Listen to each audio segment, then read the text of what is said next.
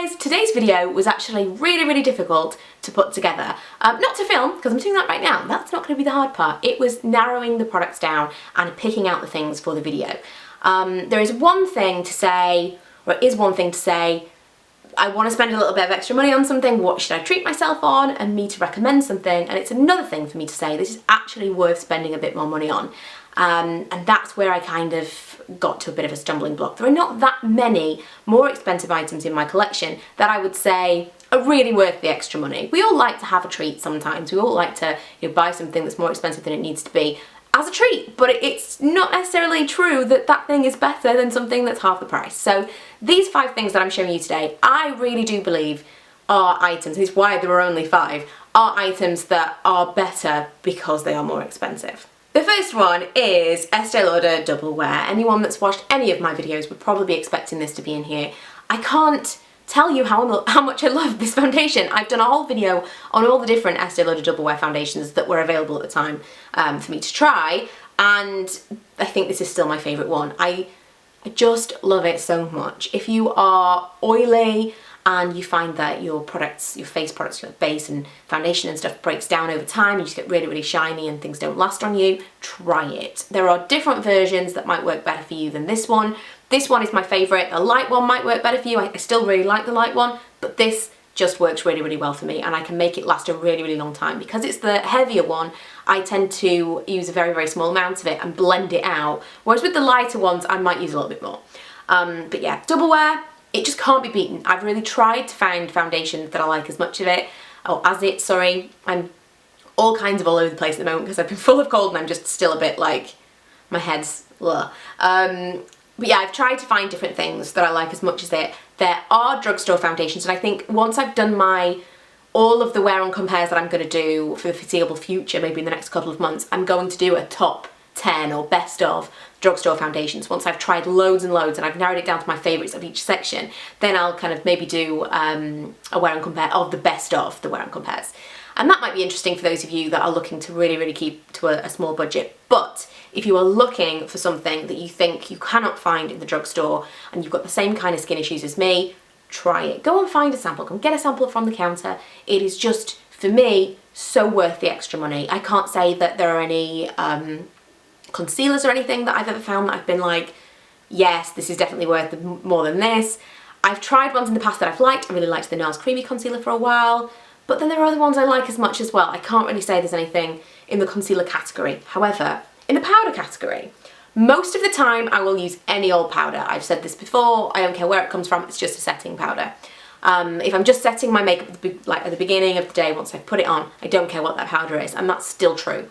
But if you are looking for something to blot with on the go and you want to keep your makeup looking good, generally I will blot with tissue paper. I don't like to add products because it tends to look cakey, and especially if I'm oily it can kind of get a bit gross. So I don't tend to use anything. However, if I was going out, let's say I was going out on like a night out, or if it was an event or it was a big day, you know, if I was getting married. I'm already married, but you know what I mean. Like if it was a big event and you really want to look your best throughout and you want to touch up your makeup rather than just blot the oil, this is the best powder I've ever used for that, and I just repurchased it. I actually talked a lot about this when I had the other one. I think I still have it somewhere. It was a little bit too dark. And I think the one I had was like medium dark and this one's just medium. It's the blotting powder from MAC. Something about it, it's so finely milled. The fact that you can get it in different colours makes it better than certain other ones that I've tried from the drugstore, because I have tried cheaper versions of this that are just as finely milled and just as kind of nice on top of makeup, but they don't come in different colours. That's what gives this one the edge. And this is a perfect colour for me right now. You can use the little, I'll show you. You can use the little what's it that comes with it. And I would just kind of blot. This makes me feel like I'm in an old-fashioned movie, powdering my nose. You know like Mary Poppins? She powdered her nose in Mary Poppins, right? And I would just use a small amount of it, and it just looks so nice. There's something about it. I think that the fact that it is so fine, it doesn't add a tremendous amount of cakey looking powder, but it does keep you looking oil free and does touch up your makeup, so it does add a slight amount of coverage, I would say. Really like this. It lasts a really long time as well, because you only need a small amount. So if again you're oily and you're wanting to touch up rather than just blot, that's a really nice one. And it's got a mirror inside and stuff as well, so it's really good for on the go. Cheek products, I have two actually. Two cheek products. Two. One of them I've spoken a lot about, and again, I think I've had this for about 2 or 3 years now, and I've barely made a dent in it because I don't use bronzer a lot. But this, it smells amazing. It smells like those cupcake dolls from when I was little. It smells so good. It's the Chocolate Soleil bronzer from Too Faced. Again, this comes in different colours, and I think I have the light one, light medium. And this is a really, really good colour bronzer for me. It's a really nice colour, it blends really nicely, it smells amazing. And again, it's very, very fine. I don't find that I'm putting on too much when I apply it. I can build it up a little bit at a time to the as much bronziness as I want. Adjectives are obviously escaping me right now. And it's the one that I go back to time and time again, no matter how many different ones that I try of different budgets, this is my absolute favourite one. So I would definitely recommend that if you are looking for a bronzer and you are a little bit paler. I know lots of people love this, there's a reason for it. It is really, really good. And I haven't found another one at a lower price point that I like as much.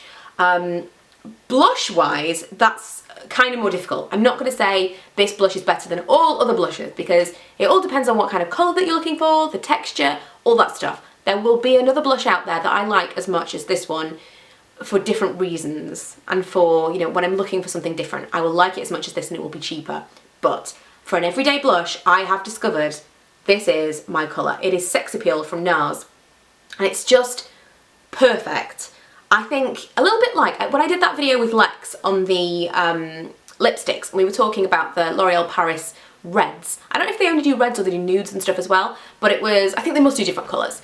But the general idea was that you found colours that suited certain people, depending on their colouring. So if their colouring, if that celebrity is a similar colouring to you, then you pick their lipstick and it should be a good match, or it should be kind of a flattering shade on you. And so, with that in mind, I looked across, although I kind of did this before we made that video, which is weird, but that's just what made me think of it.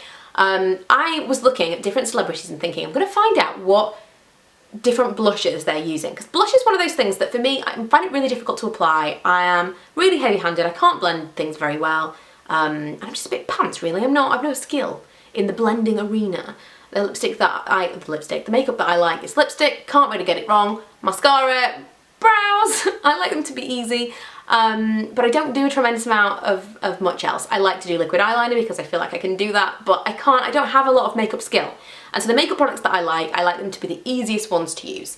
And so I was looking at Blake Lively, weirdly enough, because Blake's Red is the one we featured in that video, and a lot of different articles, whether it's true or not, I don't know, but a lot of different articles said that her makeup artist uses Sex Appeal on her, and I felt like maybe she was a similar colouring to me. And, or at least now I'm a little bit tan in the summertime, and this is so, so nice. I'm actually not wearing it now, annoyingly. I'm wearing Tarte Fearless because I didn't get ready with me before I filmed this. But this is just the perfect colour for me. I have tried different ones from NARS in the past, but they've always been shimmery, and I've liked them, but they've not really wowed me. Whereas this is matte, and it's so blendable, so easy to use. If you are a little bit paler and you're looking for something to give you a little bit of colour, but you're a little bit scared of going a little bit overboard, I would highly recommend this if you're looking to spend a little bit more on a blush. Lastly, I have this, which is not particularly exciting. Or so you would think. It doesn't look particularly exciting. I was never excited about Estee Lauder lipsticks. I thought they were kind of a bit old-fashioned and, you know, old lady-ish. It didn't really appeal to me. And when I mentioned these to Lex when I saw her, Lex is kind of my point of reference because she's such a massive fan of lipsticks like me, she's never tried them either, and these are completely amazing. They are called the Pure Colour Envy lipsticks. This colour is dominant, it's a hot pink. I also have it in red. It is the most long-lasting non-matte lipstick I've ever tried in my life. I'm a big fan of matte lipsticks. I was gonna talk about the Tom Ford one in this.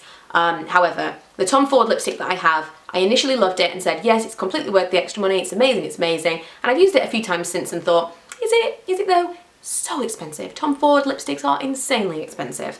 And this is a good £10 cheaper. Yes, it's still over the £20 mark, but it's really nice. And if you're not into that matte lipstick and that trend that you can't get away from, I think you will love this. It doesn't bleed on me, it lasts all day long, and it's still kind of a glossy, creamy, shiny finish. The most bizarre thing ever. I would buy these in more colours if they were cheaper, but I'm only kind of sticking to the very bare minimum that I really want to wear. I don't really need a nude that lasts me all day. I feel like I could go cheaper there. But if you want something really bold and you want to make sure that it's not going to just end up all over the place, or you're not going to end up with it all over your mouth. Although you could smudge, it's not smudge proof. But it's not going to kind of fade away in a really, really ugly way on your mouth. This is really, really nice. And of all the lipsticks that I have that are, I mean, MAC isn't over £20, but I still wouldn't have picked a MAC lipstick for this. I love faux, I love MAC faux, but I think there probably is a drugstore dupe out there somewhere. I don't think there is one for this. This is so, so nice. Very, very comfortable and long wearing and not matte. Bizarre. So that is it. I hope this was useful for you. I know that perhaps this should have been on my other channel because it's not budget beauty friendly. However, I was coming at it from a budget beauty friendly point of view. If you're looking to spend a little bit more and you want to make sure that you're getting your money's worth, these are the 5 products that I think are really worth the extra money. Whereas when I'm talking on my other channel, I don't feel like I really need to think about budget. I don't really need to think about kind of how great is this for, you know, how good a value is this. It's just I like it or I don't like it. Whereas here, I want to tell you whether or not I think something's really great value or just a bit of a splurge for no reason, because, you know, we like those too. But I hope you found this useful, and I will try and link what I can below. And if you haven't already, please subscribe. Check out my other channels, my blog every single day now. I'm really back on that blogging train. And yeah, check out all that information, and I will see you guys in my next video.